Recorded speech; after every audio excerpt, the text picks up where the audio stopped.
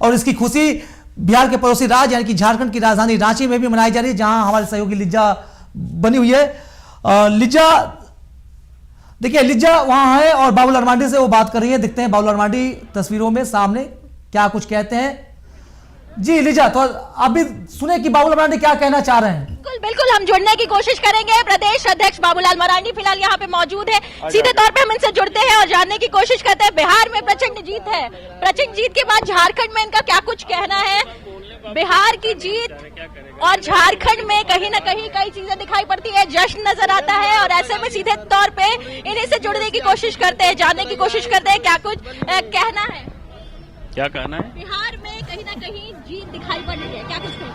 कहीं ना कहीं क्या जीत आ गया, शानदार जीत हो गया। मोदी जी और नीतीश जी के कामों को बिहार की जनता ने अगले काम करने के लिए प्रचंड बहुमत दिया, जनादेश दिया है, इसलिए बिहार की जनता को बहुत बहुत बधाई है।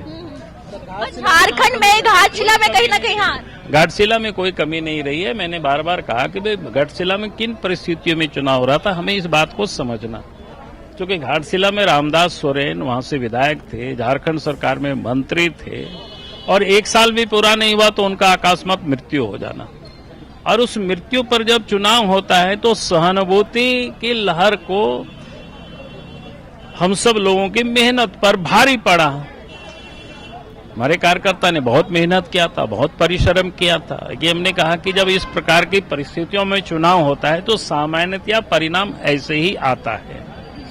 5 अगर बात की जाए, 5 पूर्व मुख्यमंत्री रहे थे और ऐसे में आप लोगों ने चुनावी चौसत बहुत ही जोरदार बिछाया था, लेकिन हार नजर आ रही है। 4 तो गुलहान के। मैं बार बार कह रहा हूं कि 5-6 की कोई बात नहीं होती है, बात यह है कि किन परिस्थितियों में चुनाव हो रहा था, इस बात पर हमको ध्यान देनी पड़ेगी। आपने देखा होगा 1984 में जब श्रीमती गांधी की हत्या हो जाती, उसके बाद चुनाव हुआ तो एक तरफा कांग्रेस पार्टी जीत गई, लेकिन 84 के बाद फिर 89 में चुनाव हुआ तो आपने देखा कि क्या हुआ। इसीलिए थोड़ी सी राजनीति में पुरानी घटनाओं को भी देखना चाहिए कि किन किन परिस्थितियों में कहां कब चुनाव होता है। उन परिस्थितियों को हम नजरअंदाज नहीं कर सकते हैं।